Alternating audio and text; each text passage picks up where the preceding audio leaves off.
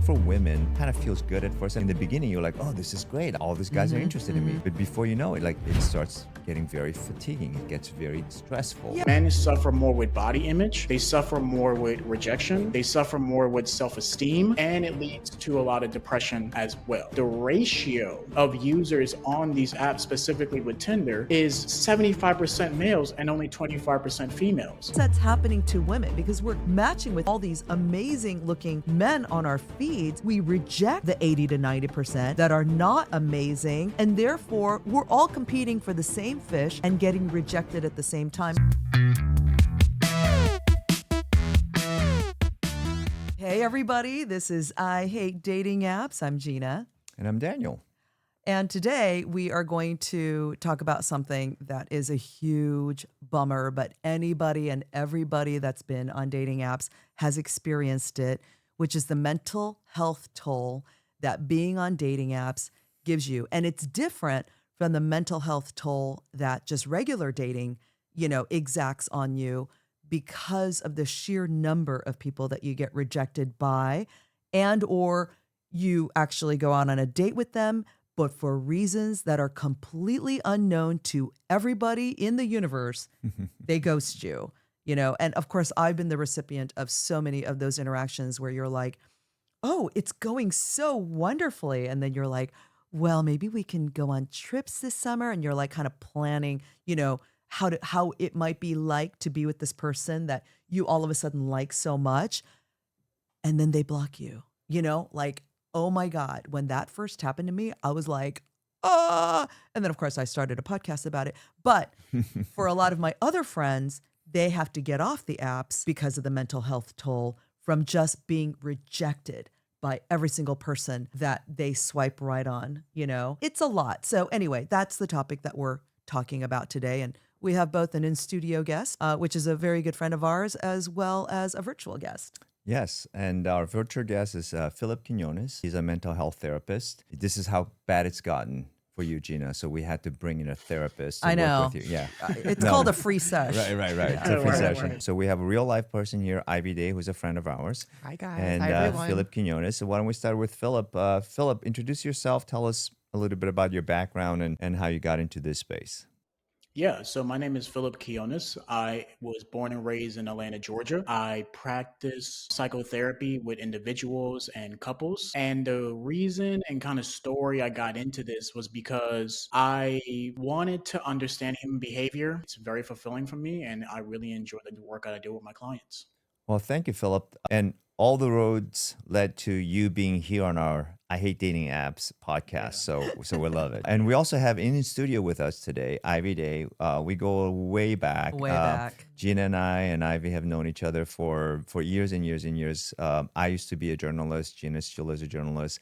Ivy used to be a journalist, and now she's a world traveler. Why don't you tell us a little bit about yourself? Okay, well, I worked at ABC News as a producer, and then I was always into food, so I actually became a chef. And I lived in France for 11 years. And then I actually came back about 1.5 years ago. I still dabble in journalism, but mostly work in marketing, and have my own many tales of dating. Right. And heartbreak. You also dabble in dating apps. Is that correct? Yes, I did. Yeah. After my divorce from my ex-husband, who actually I found on Tinder. I forgot about that detail because it had been, 5-6 years in. But yeah, and I was on the apps last year, looking for my next mate. Say no more. The psychological impact of Tinder led you to a marriage that ended up in divorce. So that's why you need therapy now. Getting back to Philip. So Philip, I think generally we all know people who have had horrible experiences with dating apps and just dating in the modern age, right? Because there are so many minefields to navigate. So from your experience, tell us a little bit about what is ailing us when it comes to dating in the modern age and dating with dating apps? What's ailing people out And there? are you on the dating apps, Philip? Oh, yeah, You might know this absolutely. firsthand. Oh, no, absolutely. I've been lucky to be more on the more favorable end of this experience. But yeah, I've had terrible experiences as well. And when I was reflecting on dating apps, I was like, I've been on dating apps since I was in middle school. And yeah, absolutely. And I was like, wasn't there like a user agreement that said you had to be 18 or something? But I promise you, yeah, but I promise you, I remember having my first social media using cell phone.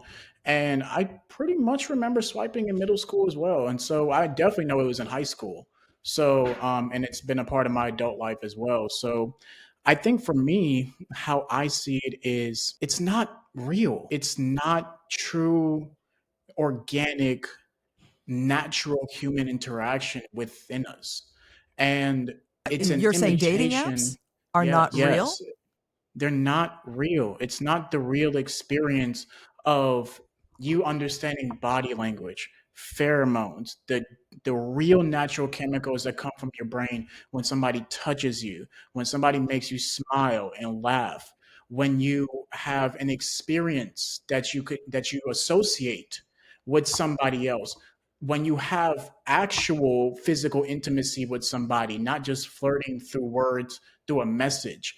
Those things matter, and it's not natural for us to be doing it this way. It's a helpful tool, and it just like any other app on most apps, it's used for a usually a positive purpose. But people don't know how to distinguish the differences of this is a tool, and when I step outside of my house to actually go meet another human being, that requires a whole different type of mindset perspective. It's an entire different experience. So the association with this app is so strong that people don't know how to distinguish reality from what is not reality. That also expounds to the rest of our human experience nowadays because of social media, right? Because I mean, it's an Mhm. irony that in an area that in an age when human beings are more interconnected than ever because of social media, we know what's going on instantaneously halfway across the Mhm. world. At the same time, human beings have never felt lonelier than we do today because we mistake that understanding of like information about what's going on elsewhere as connection, which is not, and what's that's what dating apps in a many way does, right? But I Mhm. think you had mentioned in a conversation prior to our episode today that this is leading to actual mental health issues, right? Like Mhm. men are a lot, generally speaking, a lot lonelier because of this. Can you get into a bit more depressed too, right? Can you get into that a little bit? Yeah, absolutely. So let's start with what the positive the applications can really do. So, especially from a woman's side, it allows you to filter out your preferences. So, having more control makes you feel a lot safer, okay? Which possibly leads to you being less anxious, as well as you don't put yourself in dangerous experiences. So there's a lot of consequences that come along more with females when they engage in sexual behaviors with men. So because you have the ability to control who has access to that in a wider range, that makes you a lot less anxious. It also could increase your discernment because you really now get to decide when you meet this person in person if this is the person that you may potentially be doing that activity with. So that's a very helpful type of thing. Also, what I've researched is that the self esteem that women have most often is increased. So they have a lot of self esteem when it comes to the ability to have so many people want you that increases that. So there's nothing wrong with that. On the men's side, it's a lot opposite. So what I've researched was men suffer more with body image, they suffer more with rejection, they suffer more with self-esteem, and it leads to a lot of depression as well. Men Now, on dating apps. with men. Now, the difference is it doesn't mean that the app is causing that. Because in order for something to be said that you cause it, it has to be an experiment. So we would say that there's a correlation of the type of people suffering from these psychological consequences. It doesn't mean the app itself is doing that. So you have to understand it makes it a lot harder because you now have to compete with more people. You make it more difficult with yourself. I can compete in a room with 15 people at a bar trying to talk to two or three or four or five girls. I can compete with that, but you're competing with hundreds to thousands of other men, not only in your area, in your region, but across the world. That's a lot for a man to handle. And so what I also learned is the ratio of users on these apps, specifically with Tinder, is 75% males and only 25% females. Ooh, did not That's know that. huge. That I is didn't know huge. that either. That pool And just got so way smaller. it got way smaller. And so you have to imagine you're competing for these spots. The ability to try to reproduce and the way that we're trying to reproduce now through any type of media and online interaction is very challenging. You have less people that you're able to do, which means they're only selecting about the top 20%, or even probably I would estimate less than 20% of men. And then 80% of them are feeling that rejection all the time. That takes a lot out of a person, a lot. Man. How does it affect negatively on for women on dating apps? Because you said because of the sheer numbers of the dating apps Mhm, allow you to do, right? Because you can swipe all day long. So for men, that rejection, that repetitive rejection leads to depression. For women, you mhm, said you might have better positive, more positive experiences because you feel mhm, more wanted by more men. You mhm. feel more popular. But what are some of the negative impacts for women? I think from my perspective, I kind of concluded that they have what we call a paradox of choice. When you have so many options of something, it leads to a lot of dissatisfaction. It can lead to stress. It can lead to paralysis. It could also lead to an addiction because you're not correlating that the point of this is to meet in person. And that's really hard and challenging for these women to kind of decide. So I didn't really research and find that they get more anxious or they get more depressed, but I do see a lot more signs because of they are positively impacted most of the time from the app, that theirs are more what we call kind of moderate symptoms. Again, of that dissatisfaction, that stress, that paralysis, that kind of overwhelmingness because you have so many options. Fighting dopamine because you're rewarded every Uh-huh. single time you get a ping on your phone. Like your brain is comprehending that reward system to you, and that can be very addictive as well. Now, what does that lead you to do? I'm not necessarily sure. So that's why I'm saying their symptoms are a little bit more moderate, at least from my research, and then some of the feedback from my own personal clients as well. Hmm, That makes well, we sense. have a living Yeah, I example was gonna of say. that So, how right does that all here. resonate with you, Ivan? It's kind of funny how Philip described him being on dating apps since he was in middle school. Because back in the day, we had AOL Instant Messenger and AOL chat rooms, Hmm.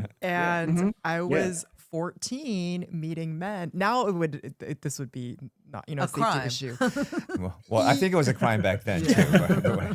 Yeah, I was 14 and I was meeting, yeah, men on some of them were my age, some were not. And yeah, and I had online relationships. I actually I went to university like when I was 14, actually. So I Were you a prodigy? maybe, yeah, it's called the early entrance program. It's right out of Cal State LA. So I after my first year in high school, I went to university and I graduated UCLA at the age of 19. Oh my That's gosh. awesome. That's really Yeah. Okay, but cool. anyway, other than you being a But genius, other yeah, that, but the thing was is that, Asian family, very very protective, but the fact Mm, that I was able to be on a college campus with my parents not watching, because high school campus, I mean, men can't just roll up and pick me up between classes, but because I was 15 on a college campus. does any of this resonate with you where you feel like the mental toll of being on dating apps has been either positive or negative, or are you kind of more neutral on it? Yeah, definitely being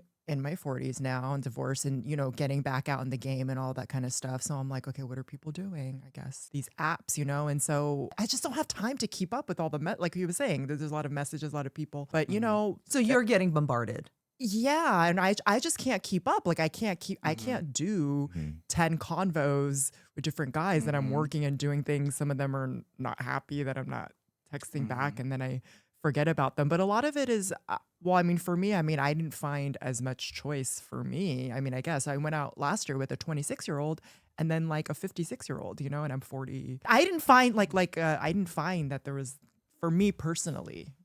You like the apps. The apps are working for you. I wouldn't, no, not in my case. Oh, No. okay. And, there's other people that are in similar situations, men or women who've got out and they're just like, yeah, it's like a crapshoot. I mean, most divorced men and women, they're just like, yeah, I'm just gonna do the single thing or the hookup thing. And so, but But I the mean, mental But toll mhm. has not been an issue for you. Philip was talking about sort of the dopamine thing when he was talking about Hmm. and there was someone who I was dating, and it was someone that I had not met on a dating app, but because it was constant, the pinging and I did actually Hmm. get extremely addicted. And it was Mm. like I had to look at it all the time, and I was getting distracted. I was at work. Like I had Hmm. to put my phone in the car. Mm. And I was Right. Oh wow. actually, my boss even was like, "Hey, I notice you're I think on that that." so one thing that I think Yeah. Philip can shed some light on. I think what Mhm. Ivy's talking about. There's this fatigue factor as well for women, Yeah. especially for women. I think for Hmm. men, I mean, speaking from my own experience and way back when I was in dating apps and from friends who are in Hmm. dating apps, male friends. Um, and this is a statistic that we brought up often. It's like, the majority, like 80% of the women are going after 20% of the guys, or 90-10, Yeah. something like that. Yeah. Yeah. Absolutely. So, Yeah. so rejection is just a part of life when you're on dating apps, especially for, unless you look like Brad Pitt and you're CEO of a multi-million dollar company or something. It's Hmm. it's tough for most guys, but it's tough Yes. for most guys in real life as well. It's just that Yes. dating apps just exacerbate that. But I think for Hmm. women, what Ivy's saying is like, yeah, it kind of feels good at first. And I think you mentioned this too. In the beginning, you're like, oh, this is great. I'm getting all this all these guys are Mm-hmm. interested in me. Mm-hmm. But before you know it, like it starts getting very fatiguing. It gets very stressful, Yeah, and I right? would Yeah. say that we equally, I mean, maybe not to the degree of men. I think the issue for women, from my Mm-hmm. perspective of having been on dating apps for a couple of years, is that because you're going after the the 10 to 20%, Philip, of the Hmm. guys that you think you can get, Hmm. never mind the fact that they all look like, Timothy Chalamet or Brad Pitt. You think because they're popping up on your feed that you have access to them, that you can actually match with them. And Hmm. then so when you get rejected by that 10 to 20% over and over and over and over again, like a good friend of mine who shall not be named, actually had Simu Liu, the actor from Mm-hmm. Shang-Chi, Mm-hmm. pop up on her feed. And she was just Hmm. like, oh my God. I mean, she was on a very exclusive dating app. And she thought, oh my God, I have the potential to Have date a shot at Simu him. Liu. Yeah. She thought she had a shot with Simu Liu. And then, like, she was obsessed about it to the point of it kind of like being unhealthy. And then, of course, like they never matched or, went out or anything like that. Because that's happening to women, because we're matching with, or we get all these amazing looking men on our feeds, we reject the 80 to 90% that are not like freaking Mm, on paper amazing. And therefore, we're all competing for the same fish and getting rejected at the same time. that's a good point. Or let's say we actually match with them and we go out with them. They're like, well, I have 15 of you lined up, Right. So Yeah. then they ghost us or they block us or they just have fun with us. We'll be right back after a quick word from our sponsors. Our sponsor, Take My Face Off, makes swiping off your makeup just as easy as swiping past a bad profile. Seriously, the MIDI from Take My Face Off is this adorable facial mitt that makes skin cleansing faster, easier, and more thorough than any other method I've tried. I seriously love this product. Next time you're tempted to grab a face wipe, use a MIDI instead. It's just as fast, but it's better for your skin and the planet. Get free shipping with the discount code DATING at takemyfaceoff.com. So And then Philip, same. Yeah. yeah, I think so what is the mental toll of that? Because like you said, for guys, it's that instant rejection that just Hmm. weighs on you over time and you get depressed. To Hmm. to Gina's point, yeah, at first it feels good because you think that you're being pursued by all these guys, and then you get this reality check. It's like, oh, I Mhm. thought I had a shot at this guy, but then so did you and thousands of other women, right? So that this Hmm. guy now has. So for women, it's more like unmet expectations or like just being disappointed every single time. And then thinking Yeah. that if I keep swiping Right. Yeah. enough, Yeah. Brad Pitt will eventually swipe So right with me. so what's the mental toll on women when that kind of situation keeps happening in it over and over again? Yeah. That's a great question. I think I want to bring to the table a little bit of my experience being on the positive end with this. So I remember one time when I downloaded Hinge. So it wasn't Tinder, but it was Hinge. And I had my real self, my real photos. And I think at one point in time, like my, I guess you could say, like, compartment of people that I have not talked to got to like 200 people. And at that point in time, I was just copying and pasting the same message to all of them, right? Because again, the app wouldn't allow you to talk to new people if you haven't answered them back. So what happens is, I'm not saying that I'm the best thing since sliced bread. But I can say that even being on the positive end of the dating apps as a male, it is still extremely hard to pinpoint that person that actually wants to have a formidable relationship instead of a short term interaction.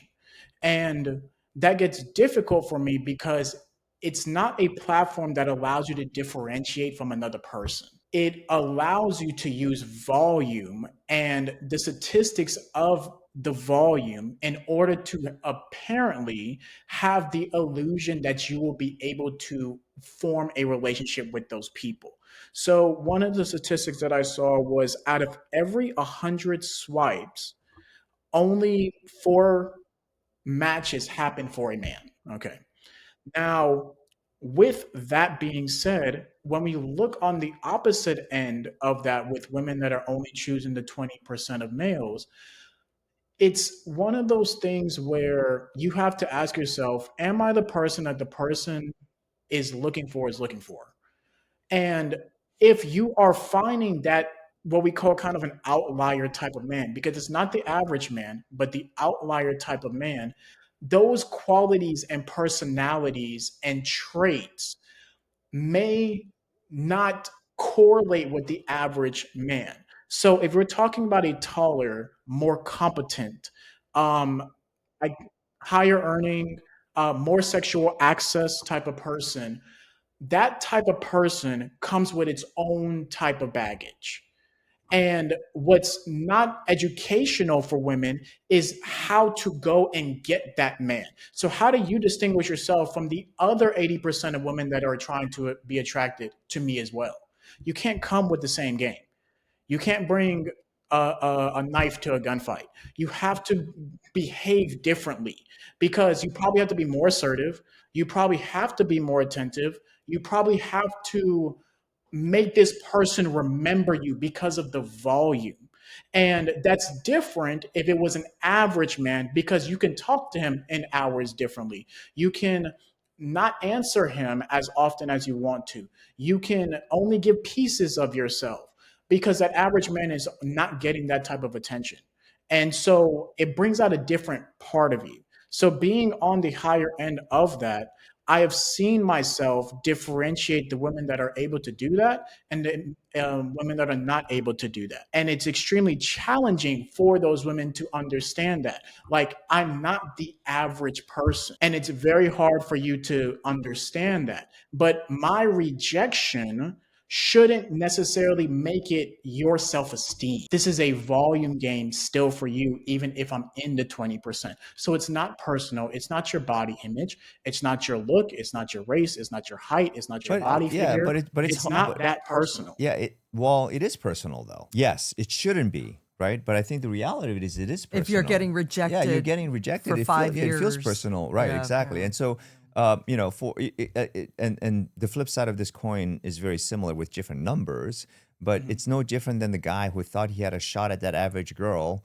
And it's like, but even the average girl is rejecting him because his average Yes. girl is going after the guy who's super hot. It's like, it's just Mhm. all so convoluted. But all of this though is taking a mental toll on people, you're Yeah. saying. And are there any statistics that show that we are having more of these issues today than we did 20, 30, 40 years ago, and can some of that be attributed to the advent of dating apps? Well, I would say isolation in of itself is not a natural human behavior. We are meant to connect with people physically. We are meant to touch people physically. We are meant to have their energy, their perspectives, their shared experience with us. When you hide behind a screen, no matter what type of app you're doing, you are isolating yourself in some type of way. It's not you. If I sent you a message that said, I'm missing you, and I sent you, and I interacted with you in person and said, I missed you, you're, it's a big difference. Like, it's a big difference. Like, me sending you an emoji is not the same thing of me actually probably doing the emoji. Right. It's so different. Yes. So the isolation in and of itself is one of the biggest medical and psychological problem the world is facing and will face in the next 20 years. And that has changed over the past 40 years as technology has advanced. And we have to realize that the more human interaction we have in person, the more reality that we get our natural dopamine and serotonin, the less we're going to experience those other chemicals like your cortisol or your norepinephrine or those type of bad chemicals that start to come up when you get stressed or overloaded or depressed or anxious. Like, you need to put yourself in front of people. That's probably the number one thing that I get with clients is how huge social interactions are needed for them Yeah. Mm. And benefit them. But and Philip, benefit them in some type of way in many facets. It's, and those are the things that I audit with those clients, because it's like, we don't just look at, hey, Philip, I have this issue and I want to come work on my mental health. No, how is your social life? Like, you not having good platonic relationships, good work relationships, romantic relationships, sexual relationships, those things are needed. So I push clients to go do that. oh, Call okay. that So person, meet up with them, talk to them, plan coffee, go eat something, go to a festival, just sit in the living room with each other.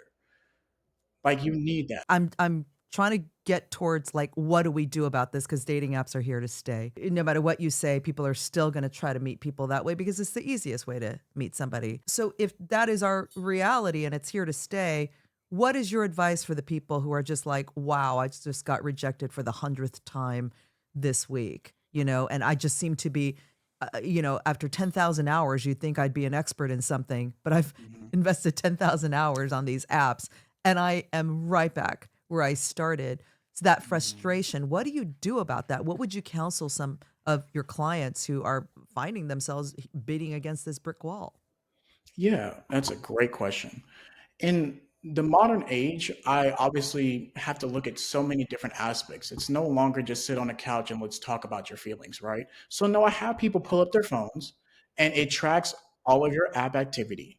And I say, pull it up, because the more objective information you have to work with, it does not care about your subjective. It doesn't care about your feelings. So if I see that on Hinge and Tinder and BOK and Bumble, because I have gay clients too, I don't care what type of app it is, you're spending hours on end on these apps.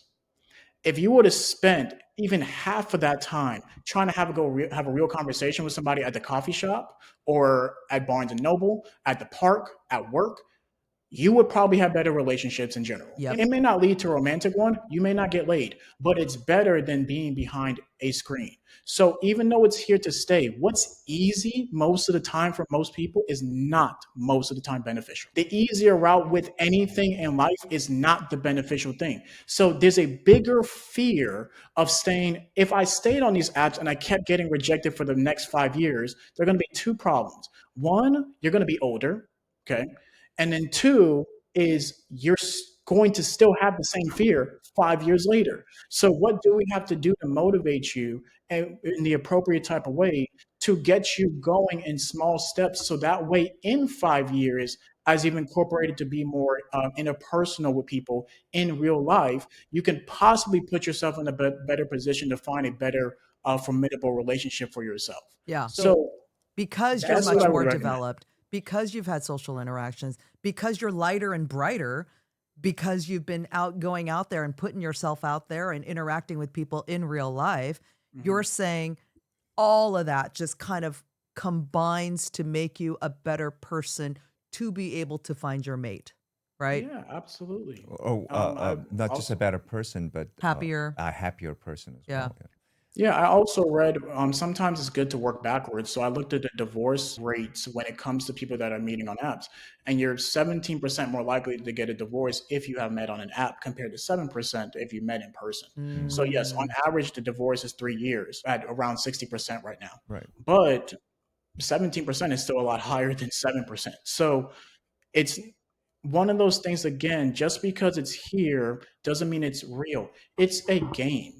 It's truly a game. You have to differentiate that this is a representative of you. This is also representative of another person. This is a snapshot. This person has decades of life experience, their own psychological problems, their own culture, their own like education. They have their own life, and you cannot think that within 7 seconds of you looking at a profile, you can determine that this person is good or bad for you. But here's a conundrum, right? Everything that you're saying, Philip, makes perfect sense, and I think we would all agree with you that that's healthier. That actual human contact instead of hiding behind screens, that is definitely the way. But here's the Mhm. conundrum, though: it becomes harder and harder, right? Because we have this false sense of connectivity, just like cornstarch is not food, and we have like we eat the worst food Mhm. in the universe because it's so convenient. We think it's Yes. a nutrition, but McDonald's not nutrition. It's just convenient. But it's so hard to Yes. break that cycle, right? Even though we know Yes. McDonald's unhealthy, we get addicted to it. Ironically, just like the apps, and it's not just dating apps, it's also social media. Um, Also, Ivy can speak to that. Ivy said you traveled. Like part of what allowed you to travel is because you're connected via digital devices, right? So you could Yeah. be in another country and feel like. But did that ever replace actual physical face to face? You're talking to me in general, not Yeah, just just in dating apps. general, right? Yeah, I mean, a lot of it I experienced now because, I had a friend network in France over a decade and now I'm back and I'm reconnecting with people, but I noticed that my new friend group is people that are local. Hmm. So, a lot of those, I don't want to say that the relationships have deteriorated, but it's not the It's same. not You're the same starting when over. yeah. Yeah. It's just like Facebook created this false sense that I know what's going on with my friend Bill in Massachusetts when you haven't really talked to Bill in a couple of years, right? So, but the conundrum here is like because we are so, for lack of a better term, sort of like socially lazy now, lazier than Mhm. ever. How do you Mhm. break that cycle though, Philip? Like we all know that that's healthier. We all know that we should be eating vegetables, but how do you break that cycle? Yes. What kind of came to mind when you said that was the word addiction. An addiction is anything that temporarily removes pain for you to have a short term positive relief.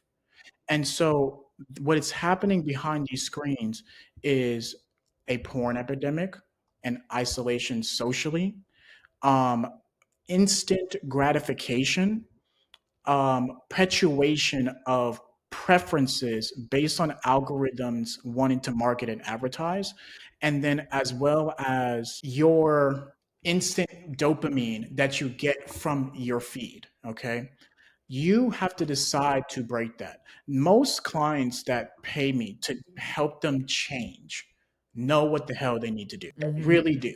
I Yep. don't care if you have DID, borderline personality disorder, post traumatic stress disorder. I don't care.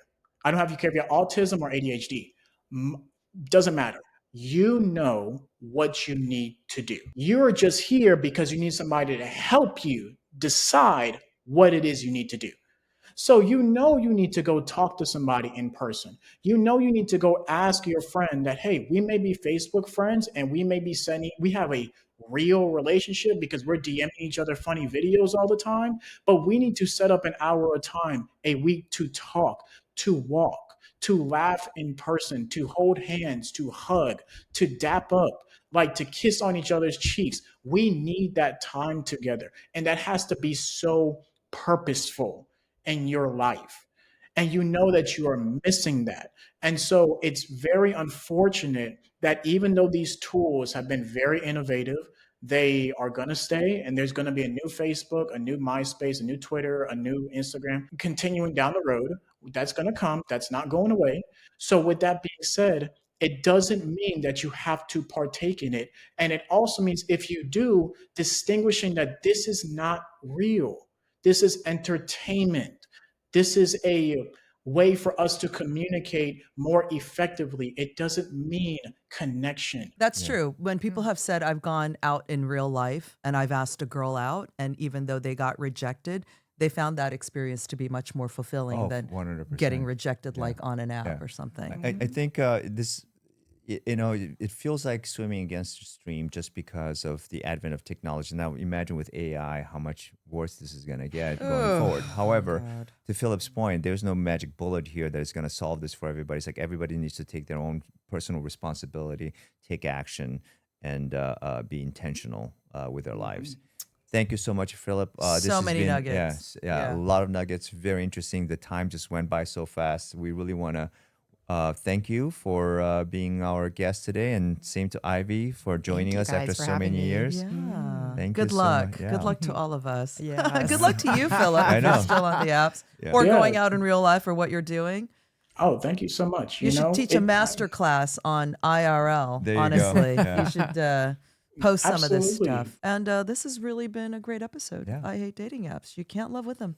And you can't love without them. I hate dating apps. Hey, app daters and haters, tell us your dating app experience, and we just might bring you on as a guest for future episodes. Head to IHateDatingApps.com and click on the big yellow Tell Us Your Story button. You can't miss it. We've got a lot of fun content on our social channels, so please follow us at I Hate Dating Apps on Facebook, TikTok, and YouTube. And on Instagram, we're at I Hate Dating Apps Pod. And don't forget to like and subscribe wherever you're listening to this podcast.